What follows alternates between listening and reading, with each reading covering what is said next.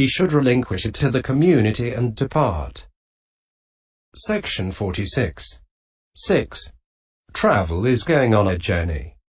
If someone is expected to give the going forth somewhere else, or if some requisite is obtainable there and he cannot rest content without getting it, that will be an impediment. 4. Even if he goes into the forest to do the ascetic's duties, he will find it hard to get rid of thoughts about their journey. So one in this position should apply himself to the ascetic's duties after he has done their journey and transacted the business. Section 47. 7 kin in the case of the monastery means teacher, preceptor, co-resident, pupil, those with the same preceptor as oneself, and those with the same teacher as oneself. And in the case of the house it means mother, father, brother, and so on. When they are sick they are an impediment for him. Therefore that impediment should be severed by curing them with nursing. Section 48. Herein, when the preceptor is sick he must be cared for as long as life lasts if the sickness does not soon depart. Likewise the teacher at the going forth, the teacher at the admission, the co-resident, the pupils to whom one has given the admission and the going forth, and those who have the same preceptor. But the teacher from whom one takes the dependence, the teacher who gives one instruction, the pupil to whom one has given the dependence, the pupil to whom one is giving instruction, and those who have that same teacher as oneself, should be looked after as long as the dependence or the instruction has not been terminated. If one is able to do so, one should look after them even beyond that. Period. Section 49. Mother and father should be treated like the preceptor. If they live within the kingdom and look to their son for help, it should be given. Opening square bracket. 95. Also, if they have no medicine, he should give them his own. If he has none, he should go in search of it his arms and give that. But in the case of brothers or sisters, one should only give them what is theirs. If they have none, then one should give one's own temporarily and later get it back, but one should not complain if one does not get it back. It is not allowed either to make medicine for or to give it to a sister's husband who is not related by blood. But one can give it to one's sister saying, "Give it to your husband." The same applies to one's brother's wife. But it is allowed to make it for their children since they're blood relatives. Section 50. 8. Affliction is any kind of illness. It is an impediment when it is actually afflicting. Therefore it should be severed by treatment with medicine. But if it is not cured after taking medicine for a few days, then the ascetic's duties should be done after apostrophizing one's person in this way. I am not your slave or your hireling. I have come to suffering through maintaining you through the beginningless round of rebirths. Single quote. Section 51. 9. Books means responsibility for the scriptures. That is an impediment only for one who is constantly busy with recitations, etc. But not for others. Here are relevant stories. The Elder Assagutta, it seems the Majjhima reciter, went to the Elder Assagutta, the dweller in Malaya, the hill country, and asked him for a meditation subject. The elder asked him, "How are you in the scriptures, friend?" "I am studying the Majjhima Nikaya, Venerable Sir." The Majjhima is a hard responsibility, friend.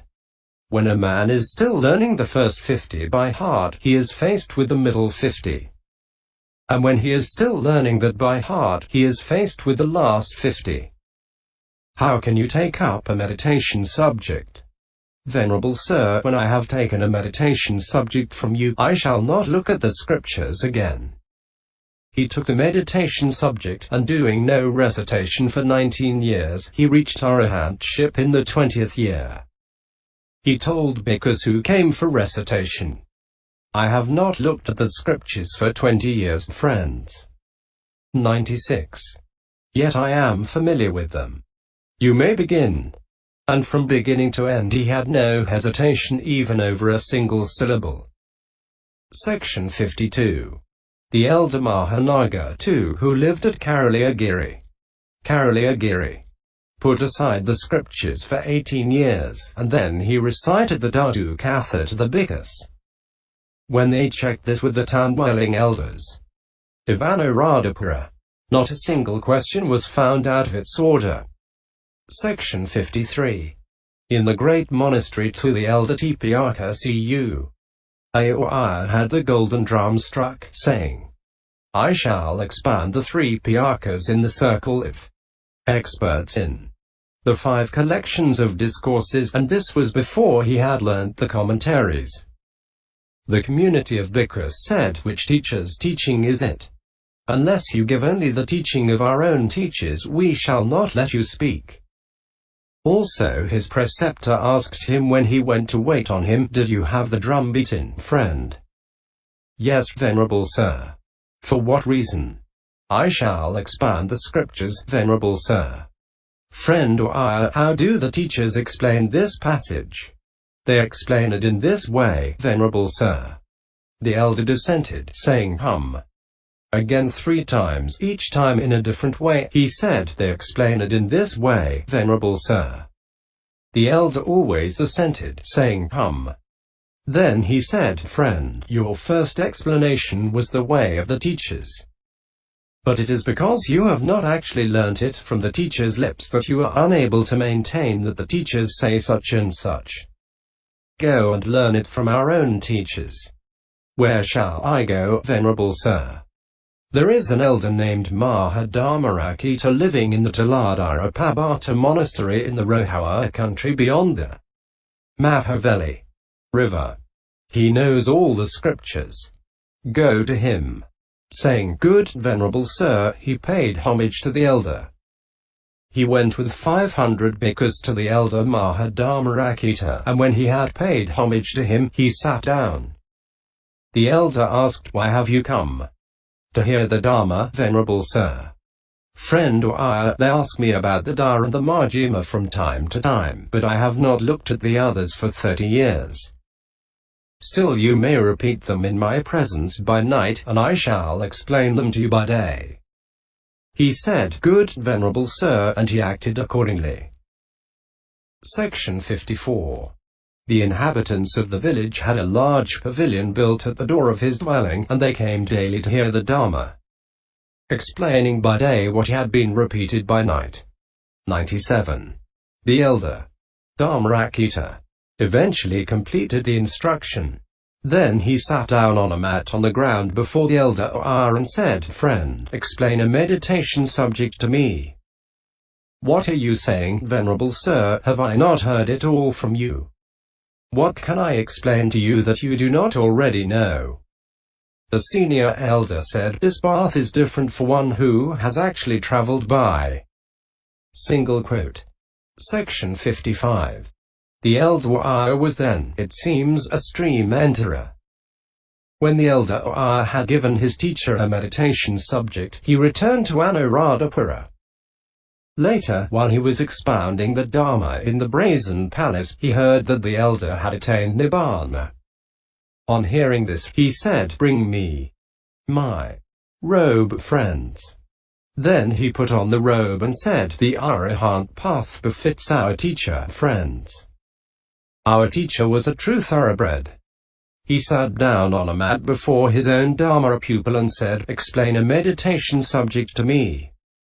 The Arahant path befits our teacher, friends. Single quote. For such as these books are no impediment. Section 56. 10. Supernormal powers are supernormal powers of the ordinary man. They are hard to maintain like a prone infant or like young corn, and the slightest thing breaks them.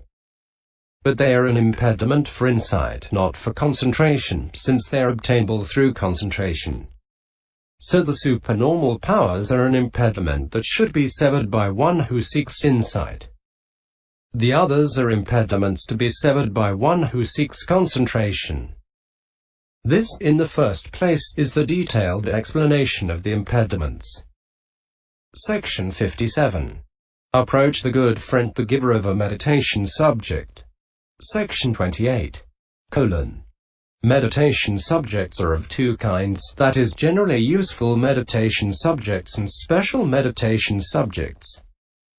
Herein, loving-kindness towards the community of bhikkhus, etc., and also mindfulness of death are what are called generally useful meditation subjects. Some say perception of foulness too. Section 58. When a bhikkhu takes up a meditation subject, he should first develop loving-kindness towards a community of bhikkhus within the boundary, 16, limiting it at first to all bhikkhus in this monastery. In this way, may they be happy and free from affliction. Then he should develop it towards all deities within the boundary. Then towards all the principal people in the village that is his alms resort. Then to all human beings there and to all living beings dependent on the human beings. With loving kindness towards a community of bhikkhus he produces kindliness in his co-residents. Then they are easy for him to live with. With loving kindness towards the deities within the boundary he is protected by kindly deities with lawful protection. Opening square bracket. 98. With loving kindness towards the principal people in the village that is his alms resort his requisites are protected by well-disposed principal people with lawful protection. With loving kindness to all human beings there he goes about without incurring their dislike since they trust him. With loving kindness to all living beings he can wander unhindered everywhere. With mindfulness of death, thinking, I have got to die, he gives up improper search. CS 2194. MAI 115. And with a growing sense of urgency he comes to live without attachment. When his mind is familiar with the perception of foulness, then even divine objects do not tempt his mind to greed. Section 59. So these are called generally useful, and they are called meditation subjects since they are needed. 17. Generally and desirable owing to their great helpfulness and since they are subjects for the meditation work intended. Section 60. What is called a special meditation subject is that one from among the 40 meditation subjects that is suitable to a man's own temperament. It is special, pariharya, because he must carry it, pariharitabhata, constantly about with him, and because it is the proximate cause for each higher stage of development. So it is the one who gives this twofold meditation subject that is called the giver of a meditation subject. Section 61. The good friend is one who possesses such special qualities as these. He is revered and dearly loved, and one who speaks and suffers speech. The speech he utters is profound. He does not urge without a reason. AIV 32. And so on. He is wholly solicitous of welfare and partial to progress. Section 62. Because of the words beginning Ornanda, it is owing to my being a good friend to them that living beings subject to birth are freed from birth.